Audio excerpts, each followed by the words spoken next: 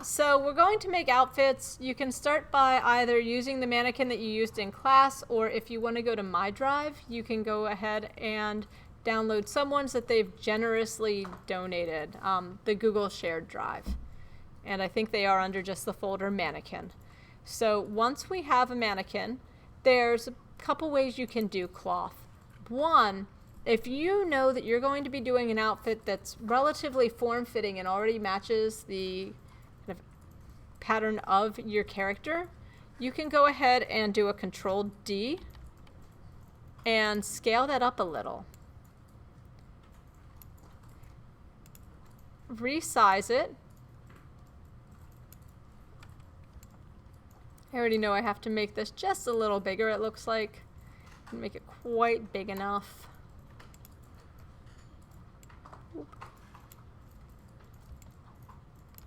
Make sure nothing's clipping through.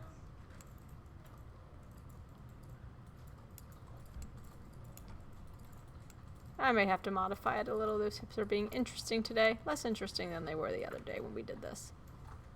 All right. And then what you can do is you can just right-click faces and delete those extra parts. So if I know that I don't need these, I can select delete. That worked pretty well.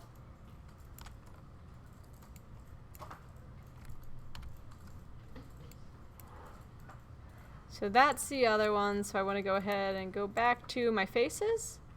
Just make sure there's nothing I missed. Looks like no. Bless you. And then once again, I can go to faces, delete the top that I don't want.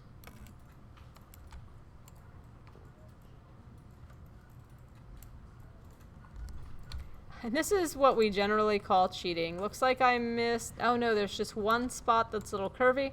So I could grab that vertex and move it around. Good. Now I have a pretty happy start. I can right click, and if I wanted arms,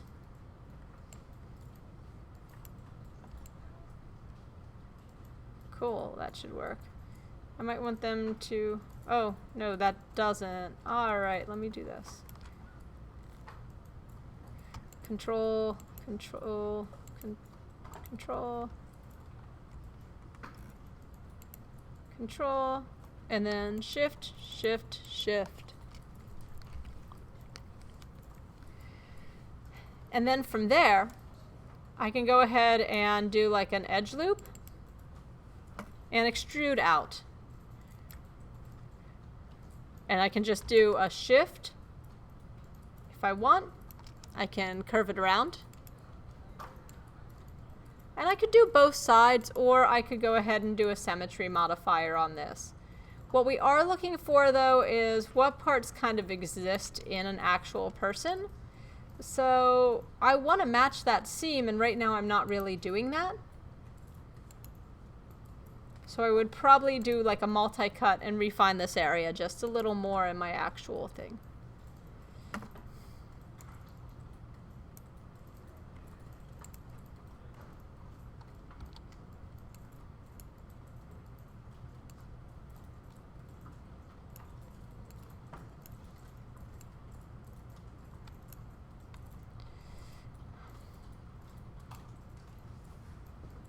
And I'd probably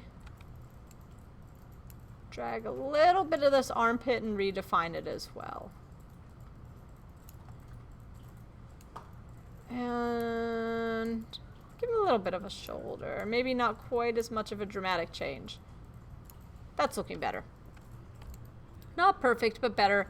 I would probably also do something like grab this edge so that it's not quite as flat.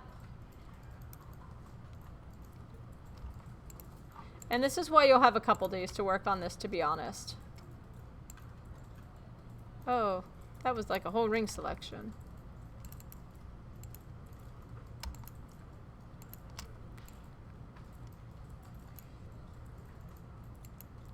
And I don't know how necessarily detailed you want to get with all of this, because we will see what it works like, how it goes when we do our simulation.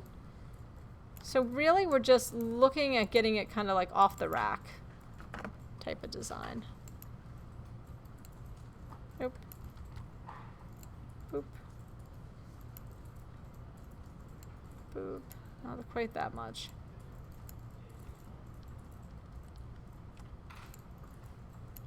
And a lot of vertice adjustments. Now,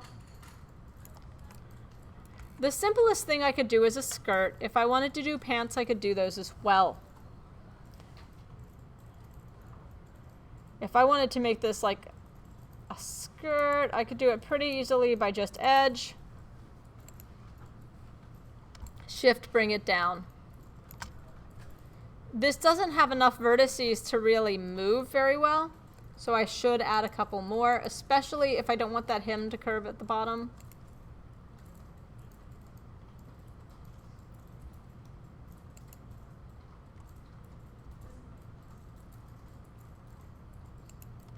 There we go, that's probably good. But when I smooth it, it is going to add some more spaces anyway. In fact, this will be more refined. Now, if I wanted to do something like a pantsuit, and I'd probably want to curve this a little more, but if I wanted like a pantsuit, one, I'd probably do a soft select, where I could grab these two vertices here. Oh, and turn off multi-cut. Sorry about that. Q on your keyboard. And let's go ahead and turn on a soft select. Too much. That's probably good. We'll see what happens. And what I could do, too much. Too little. Try 2. It's a lot of 2s I just said, but I think 2 is kind of my spot right now. Yeah, there we go.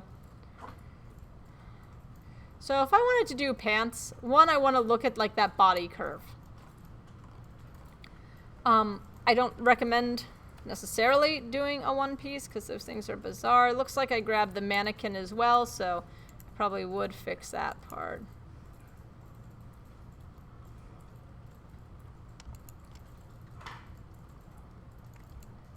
But I do also see, as said, people doing parachute pants and bell bottoms and all that, so you know what? Let's try it.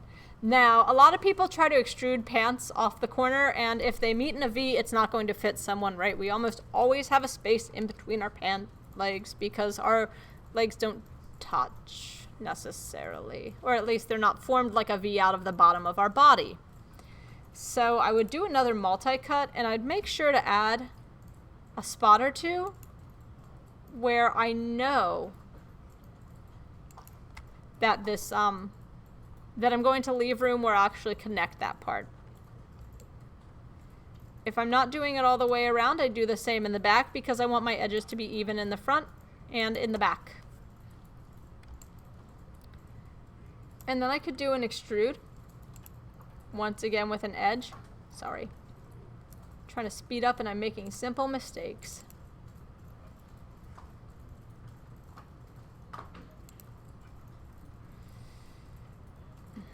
So I wouldn't do like these 4. I would take these out of the equation.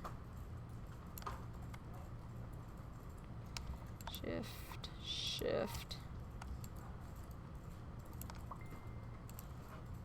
And I would extrude.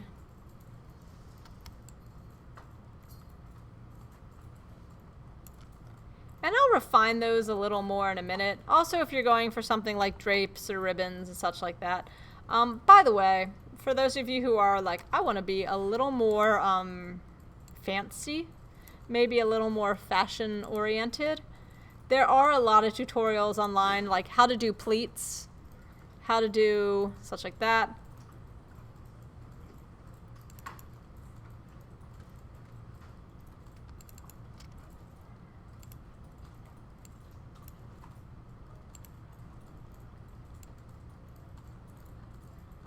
All right. And then you can do a bridge. So we can select these inside.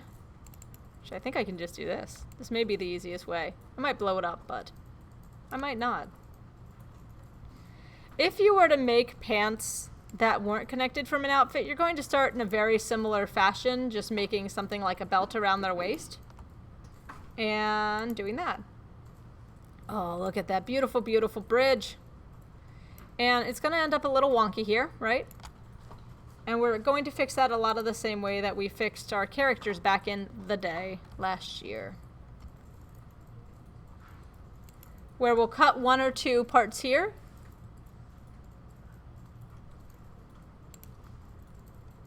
And didn't actually seam those, so it looks like it's not reading that as connected, and I'll have to manually seam those, it looks like. Come on, you. Ooh, that's bizarre. I wonder. So it did 1 there. Huh. I hope I didn't do a double extrude, but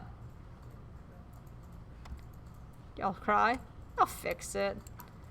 Double extrudes and me, we're not as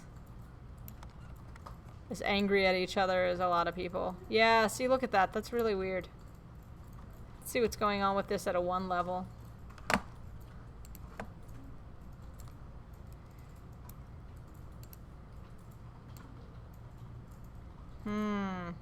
Okay, what's overlapping?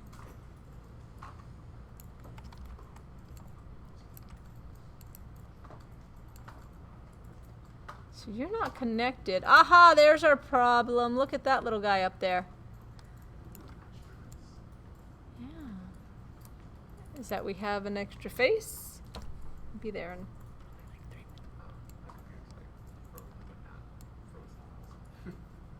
I'll come check. Some of you guys are having some computer issues, so I'll be there in a minute and I'll tell Mr. Servec. Yeah, that's going in your video for all time, by the way. That's why I'm like answering questions. So I have a couple double extrudes. I'll have to fix those. Looks like I got a little sloppy doing this quickly, but you guys know how to fix that. You just do multi-cuts and more stitching, right? And I'll probably find where that is in the body, and now... Nope, not there. That should work. By the way, you can hit like Control Shift and make it at exactly a 50%. I'm curious now as to what's going to happen if I leave a hole in this model and then try to run a cloth simulation, so let's try it, right? It's always fun. Alright, I also remembered from yesterday's simulation that I probably want to go through and refine like shirts and such. You're not going to get this much of an angled detail. That's we were kind of talking gravity. So I'd probably go through and delete an extra loop or 2. Actually, that might be my easiest way to do it. Is if I go edge loop and I select this.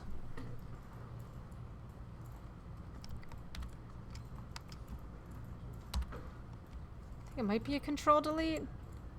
Looks like I have an extra face somewhere. So I will have to work with this and refine it a little. Looks like we have an extra piece here. Oh no, it's just kind of interpenetrating. That works pretty well for me, actually. So lots of moving things, and you guys get the point. That's why you have a couple days to do this. Now, if you run your simulation,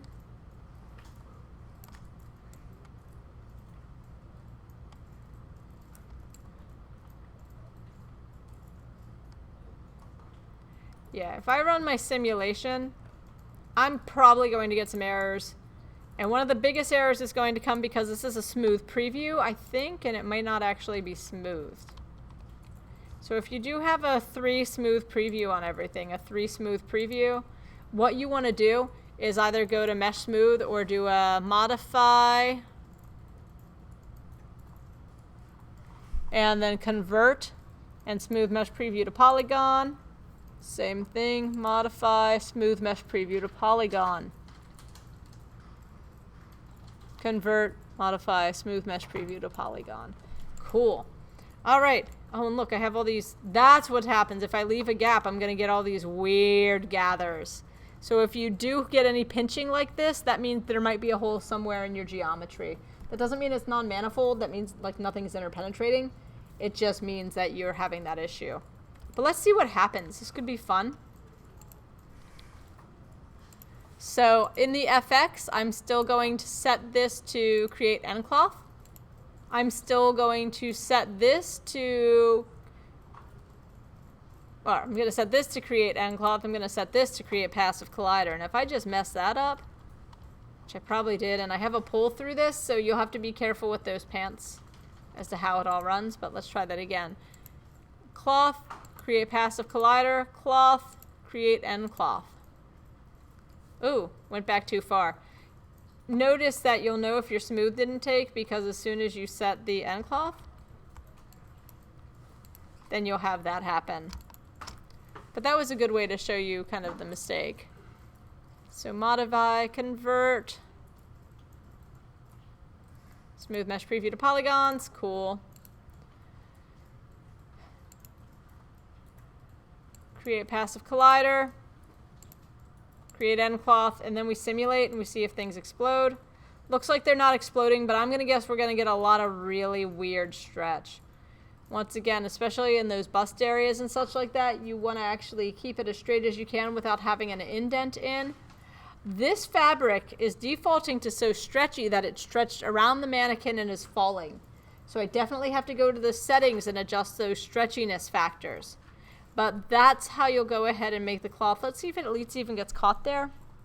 Yeah, looks like it all just fell off. So at this point I would stop my simulation.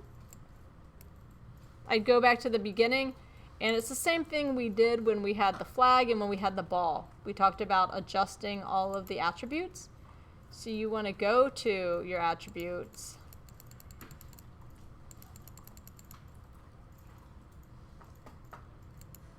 Go to, yeah, your end cloth shape is right there. It's going to be your collisions. And we can adjust the stickiness to be up a little. We want to go ahead and look for a couple of our other settings. Now, notice how many poly tweaks I have. Before I run that simulation, what do I want to do? Anyone? Before we run a simulation, what should we do? I'll give you a hint. Edit, well, save always. Yeah, that's a great answer. Save, and if I'm in edit, I'll type history and non-deformer history, and that'll help run that simulation as well. And if we talked about it, we had those settings where we were adjusting the stretchiness of the cloth, we were adjusting kind of where it stretched, the bend and such like that. So you want to go through here and definitely on your end cloth shape, go down and start adjusting your dynamic properties, like my stretch resistance I would change, my bend resistance I would change, my shear resistance I'd change as well. And that should help this simulate a lot better. So definitely make sure you're saving a day on your outfit to just adjust this. Now, materials, you can do your Arnold materials, that is fine. You can do your Arnold lighting. Just know that if we're in that surface, if I go to my surface, and hopefully this won't freeze when I hit it.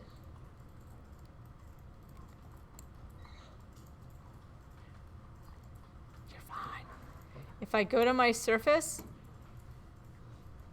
and I go to, you know, my AI standard surface,